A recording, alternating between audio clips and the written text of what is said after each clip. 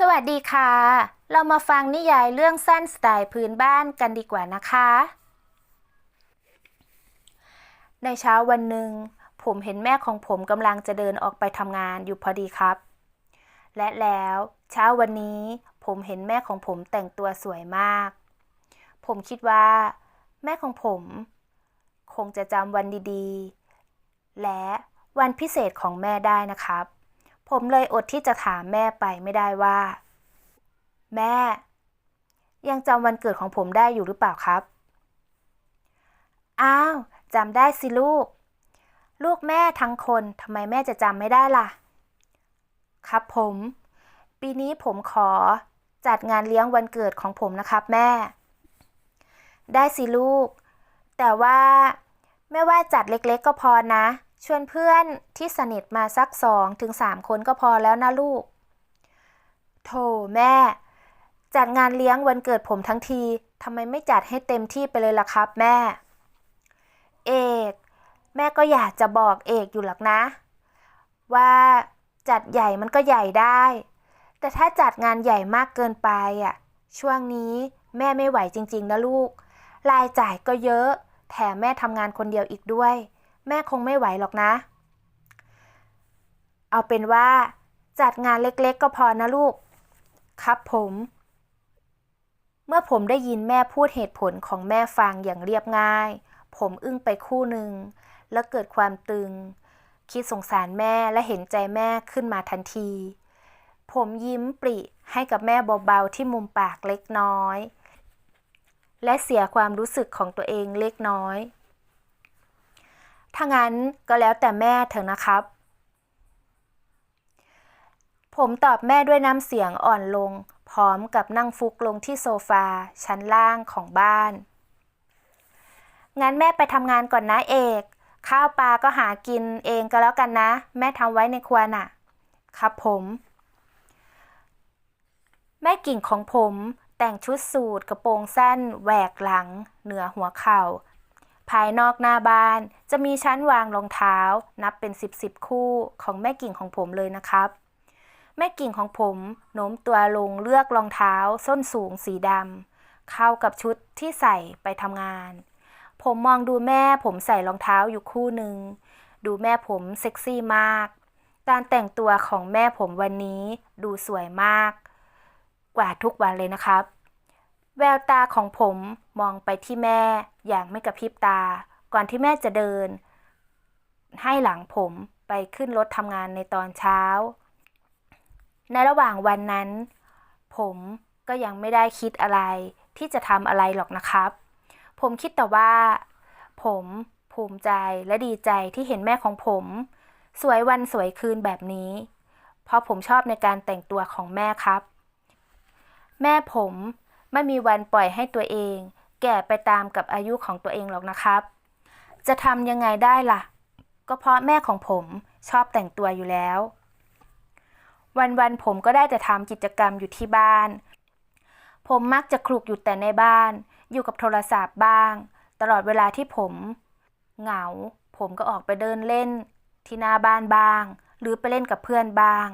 บางครั้งก็ชวนเพื่อนไปเตะฟุตบอลอยู่นะครับแต่เวลากลับมาผมก็มาอยู่กับโทรศัพท์เหมือนเดิมตลอดเวลาที่ผมอยู่ที่บ้านผมก็ได้ทำกิจกรรมบางอย่างเล็กๆน้อยๆอยู่ในบ้านเพื่อผ่อนคลายนะครับอย่างเช่นปลูกแต่งกิ่งต้นไม้หรือตัดหญ้ารอแม่ของผมนะครับหรือก็ทำงานบ้านเล็กๆน้อยๆที่ผมพอจะทำได้อย่างเช่นถูบ้านกวาดบ้านก็อย่างนั้นล่ะครับความสะอาดและน่าอยู่ในบ้าน2 ชั้นนี้ก็เป็นอีกส่วนหนึ่งของผลงานของผมนั่นเองนะครับชั้นล่างจะเป็นห้องโถงรับแขกชั้นบนจะเป็นห้องนอน2 ห้องนอนมีห้องนอนแม่แล้วก็ห้องนอนผมนั่นเองนะครับส่วนห้องน้ำก็จะอยู่ชั้นล่างของบ้านนะครับไปทางด้านหลังบ้านก็จะมีสวนหย่อมสวนมะนาวเล็กๆที่ผมกับแม่ได้ปลูกไว้เพื่อเป็นผักสวนครัวมีเต็มไปหมดเลยนะครับผมชอบความสะดวกสบายครบวงจรที่บ้านผมชอบอยู่ที่บ้าน มากกว่าไปเล่นอยู่ข้างนอกกับเพื่อนครับบอกตรงๆเลยนะครับว่าผมมีเพื่อนสนิทอยู่ไม่กี่คนซึ่งผมนั้นก็มักจะคบกับเพื่อนที่มีนิสัยคล้ายๆกันกับผมเป็นส่วนมากคุยกันถูกคอก็พอแล้วครับ3 วันต่อมาวันนี้เป็นวันที่แม่ของผมไปทำงานวันสุดท้ายของสัปดาห์จึงทำให้แม่กิ่งได้กลับมา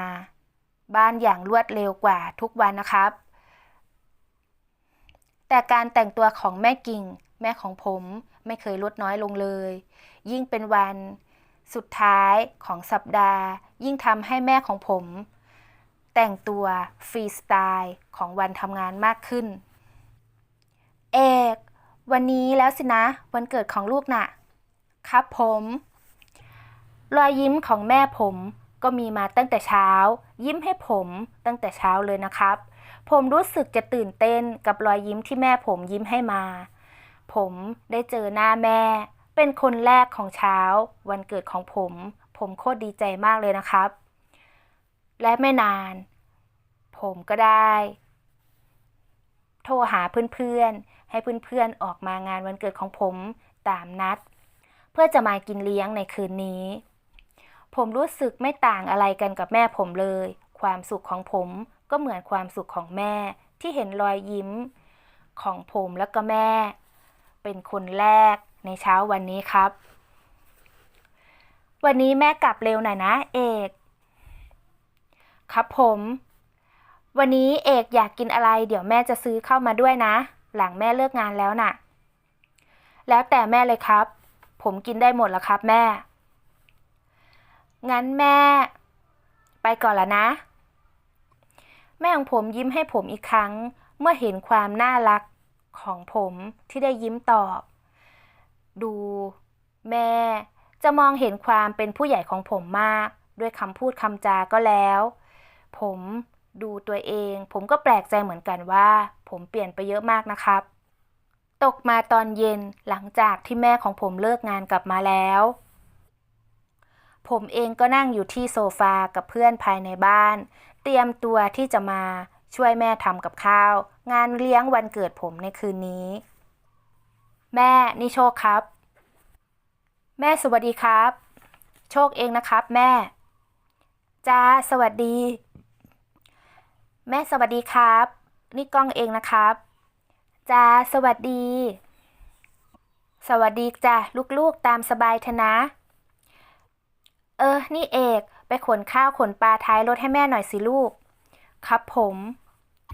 แม่ได้เดินเข้าบ้านมาพร้อมกับถอดรองเท้า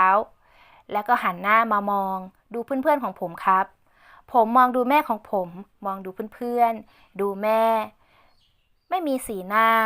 ที่บูดบึ้งเลยสงสัยแม่คงพอใจมากและภูมิใจมากๆเมื่อเห็นเพื่อนของผมมาที่บ้านครับรอยยิ้มของแม่เต็มอิ่มไปด้วยความสุขผมเห็นแค่นี้ผมก็ดีใจมากพอแล้วนะครับเมื่อผมโดนแม่ใช้เรียกไปขนของที่ท้ายรถผมก็เดินไป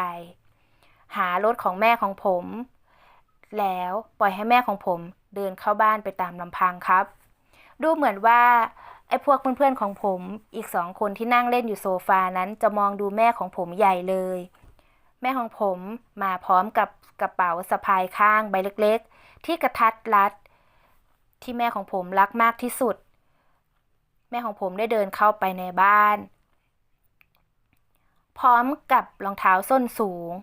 ที่ดูเซ็กซี่อยู่ไม่ส่างเลยนะครับแม่ของผมค่อยๆโน้มตัวลงถอด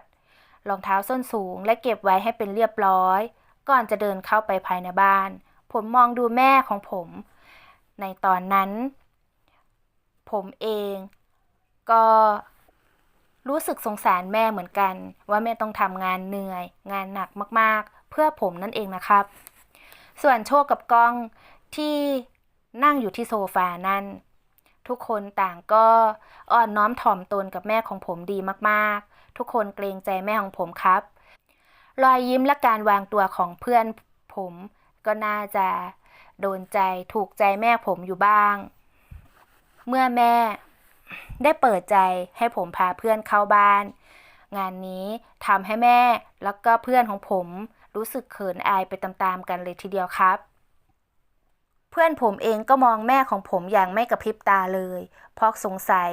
คงมองเห็นความสวยและความเซ็กซี่ของแม่ของผมนั่นเองนะครับมองเห็นชุดที่แม่ผมสวมใส่รัดกุมสมส่วนรูปร่างบอบบางตัวเล็กๆทำให้โชคกับก้องรู้สึกเขินอายแม่ยังบอกไม่ถูกและชวนมองอย่างไม่กระพริบตาเมื่อแม่ของผมได้ไปยืนเทียบกับทั้งสองคนแล้วแม่ของผมแพ้ความสูงพวกเขามากเลยนะครับโชคเพื่อนของผมอีกคนหนึ่งที่เป็นคนที่ดื้อชอบสนุกและชอบพูดจาเสียงดังซึ่งทำให้แม่ของผมนั้นตื่นเต้นและตกใจอยู่บ่อยครั้งและเป็นคนที่ชอบเล่นมุกด้วยนะครับโชคเองเป็นคนที่หน้าตาดีหล่อหุ่นแมนไม่แพ้อะไรกับผมเลยซึ่งแต่ละคนมาอยู่ในวัยนี้แล้ววัยกำลังเจริญอาหารวัยกำลังกินกำลังนอนผมคิดว่าแต่ละคนต้องมีแรงกำยำล่ำบึกที่จะเตรียมท้องมากินในงานวันเกิดของผมนี้แน่นอนเลยนะครับเพราะเมนูในวันนี้ผมคิดว่าน่าจะถูกปากเพื่อนๆของผมมากพออยู่แล้วที่แม่ผมจัดหามาให้ตามสบายเลยนะลูกอยากกินอะไรก็ทำกินกันนะแม่เตรียมมาให้หมดแล้วแต่ตอนนี้แม่ขอตัวขึ้นไปพักผ่อนที่ห้องแป๊บหนึ่งนะเดี๋ยวแม่หายเหนื่อยแล้วแม่จะลงมากินด้วยครับผมก้องเพื่อนของผมได้ตอบแทนผมไปผมก็ยิ่งภูมิใจไปใหญ่ที่เพื่อนของผมได้เข้ากับแม่ของผมได้ดีและทุกคนต่างก็พยายามทำตัวให้เป็นกันเองคิดซะว่าเป็นบ้านของตัวเองก็แล้วกันนะครับวันนี้ผมทำตัวและเปิดบ้านให้เป็นวันพิเศษเพื่อแม่แล้วก็ผมเองนะครับให้ทุกคนมีรอยยิ้มและมีความสุขในค่ำคืนนี้แม่กิ่งของผมก็ไม่แตกต่างอะไรจากเพื่อนๆของผมที่มาในวันนี้ครับแม่กิ่งเองก็ดีใจและตื่นเต้นอยู่ไม่น้อยมีความรู้สึกแวบเข้ามาจนทำอะไรไม่ถูกเหมือนกันนะครับเพราะเพื่อนผมแล้วก็ผมล้วนโตเป็นหนุ่มใหญ่กันหมดแล้วแต่ละคนหุ่นหนาแมนด้วยความสูงซะด้วยกล้ามเป็นมัดๆเลี้ยวขาเป็นมัดๆสงสัยเพราะพวกผมเล่นกีฬามากจึงทำให้หุ่นหนาใหญ่ไปตามๆกันครับก็อย่างว่าละครับวัยกำลังกินกำลังนอนฟิตเนสอะไรนิดๆหน่อยๆกล้ามแขนกล้ามขาก็ขึ้นเป็นมัดๆแล้วนะครับแม่กิ่งของผมดูลูกๆแต่ละคนดูแล้วก็รู้สึกเขินอายลูกอยู่เหมือนกันที่เห็นความหล่อของลูกๆแต่ละคนไม่แพ้กันเลยนะครับเฮ้ยทำดีๆสิวะเดี๋ยวเละกันพอดีเลยผมบอกเพื่อนๆผมให้ค่อยๆจับขนาดสิ่งของที่แม่ของผมได้ซื้อมาฝากไว้ในวันนี้ครับข้างในนั้นผมรู้ดีว่ามันคืออะไรเฮ้ยแม่เองช่างเข้าใจเองมากจังเลยนะเอกฉันเนี่ยเริ่มดีใจกับเองแล้วว่ะดีใจด้วยนะที่ได้แม่สวยและเข้าใจอย่างเองและเข้าใจเองเนี่ยเสียงโชคพูดขึ้นมาแซวผมเบาๆที่เห็นความดีความประทับใจของแม่ผมทำเพื่อผมครับแม่ของไอเอกอะสวยจริงๆว่ะและดูทันสมัยด้วยนะแกเสียงก้องพูดชมแม่เอกเบาๆด้วยเหมือนกันที่เห็นแม่ของผมแต่งตัวสวยและเซ็กซี่เมื่อตอนเย็นนะครับแม่ฉันน่ะก็ยังไม่แก่นี่วะก็แค่40กว่าเองและที่สำคัญน่ะแม่ฉันน่ะขยันทำงานด้วยนะพวกเองผมก็พูดยอชมแม่ขึ้นมาทันทีเลยครับเพราะผมรู้อยู่แก่ใจว่าแม่ของผมทั้งเก่งและก็มีความพร้อมทุกด้านที่จะรับผิดชอบในเรื่องครอบครัวครับครับก้องก็ว่าอย่างนั้นแหละ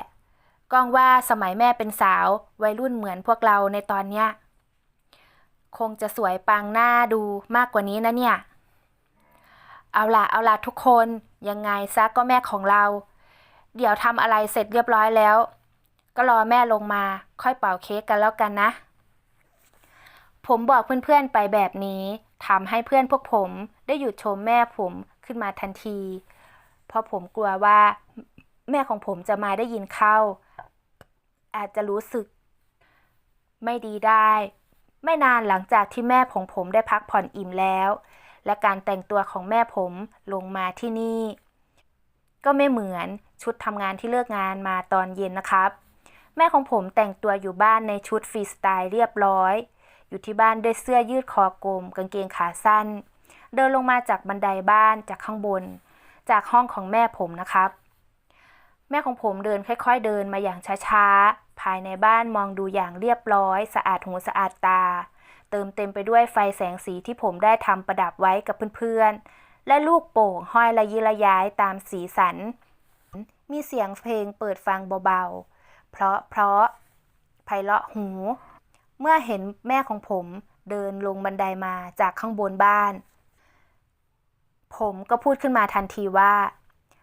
แม่มานั่งนี่ด้วยกันสิครับจ้าเอกแม่ขอบใจมากนะลูกและขอบใจทุกๆคนมากๆนะลูกที่มาในวันเกิดของเอกลูกของแม่ในวันนี้วันเกิดของเอกก็เหมือนความสุขของแม่แม่รักทุกคนนะและขอให้ค่ำคืนนี้เป็นค่ำคืนที่มีแต่ความสุขและมีแต่รอยยิ้มเสียงหัวเราะกันนะลูกขอบคุณนะครับขอบคุณมากนะครับแม่ผมก็รักแม่เหมือนกันนะครับผมพูดขึ้นมาด้วยความประทับใจและแม่ของผมก็นั่งอยู่ที่โซฟาผมนั่งอยู่ข้างล่างโซฟาครับผมโอบกอดแม่ของผมไปที่ตรงเอวส่วนหน้าอกของแม่ผมครับผมโซฟไปที่อกของแม่ผมด้วยความที่ความรักผมมีให้กับแม่แม่ของผมกอดผมแล้วก็พร้อมกับลูบหัวผมเบาๆผมโคตรมีความสุขเลยนะครับผมรู้สึกผมได้รับไออุ่นจากแม่ของผมอีกครั้งหนึ่งที่แม่ผมได้กอดผมในวันนี้อย่างอบอุ่นผมยิ้มและกอดแม่ของผมเก้อจนผมลืมตัวไปครับจนผมลืมไปว่าเพื่อนของผมอีก2 คนกำลังนั่งมองดูอยู่และกำลังให้กำลังใจผมอยู่นะครับพวกผมก็รักแม่เหมือนกันนะครับเสียงก้องเพื่อนของผมพูดขึ้นมาอีกคนผมก็รักแม่เหมือนกันนะครับเสียงโชคเพื่อนของผมก็พูดขึ้นมาอีกคนนะครับคำพูดพวกนี้ยิ่งทำให้ผมดีใจมากๆที่เพื่อนของผมรักแม่ของผมครับจากนั้นแม่ของผมเมื่อรับรู้แล้วแม่ของผมก็ได้มีใบหน้าที่เปลี่ยนไปสีหน้าของแม่ผมแดงดูเหมือนน้ำตาจะคลอออกมาเบาๆด้วยความที่ตื้นตันใจที่ไม่มีคำพูดจะบรรยายอะไรความประทับใจแม่ของผมวันนี้ผมดูออกครับงานฉลองวันเกิดของผมกินกันอย่างสนุกสนานตามไปด้วยเค้ก2 ปอนด์ขนาดใหญ่ที่แม่ของผมได้เตรียมมาเซอร์ไพรส์ผมไม่นานผมก็ปิดไฟลงครับผมได้เค้กก้อนใหญ่2 ปอนด์ผมเอาไปวางไว้ที่ตักของแม่ผมนะครับแล้วผมก็เริ่มจุดเทียน3 เล่มใหญ่ที่ตักของแม่ผมแสงเทียนเล่มใหญ่ค่อยๆนำแสงสว่างเปล่งประกายขึ้นมาอีกครั้งแทนไฟแสงสีทุกคนอยู่ใต้แสงเทียนที่ตักของแม่ผมครับแม่ของผมตอนนั้นน้ำตาคลอออกมาเบาๆเมื่อเห็นแสงเทียนที่ตักของตัวเองผมให้แม่ของผมถือไว้ครับและผมเองก็ตั้งพนมมืออธิษฐานผมก็เริ่มเป่าเทียนนั่นเลยครับแม่ของผมบอกว่าแม่แฮปปี้เบิร์ธเดย์นะลูกเสียงของแม่ผมพูดขึ้นมาคำนี้ผมเริ่มมีกำลังใจที่จะเป่าเทียน3 เล่มนี้ให้ดับลงครับ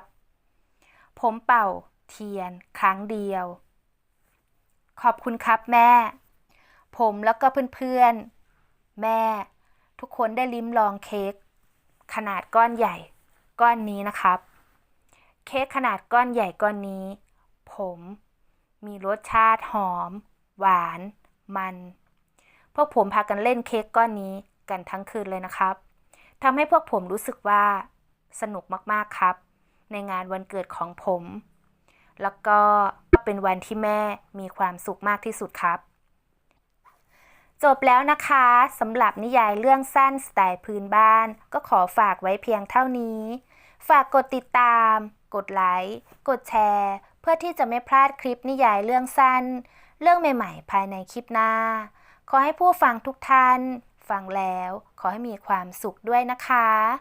ขอบคุณและสวัสดีค่ะ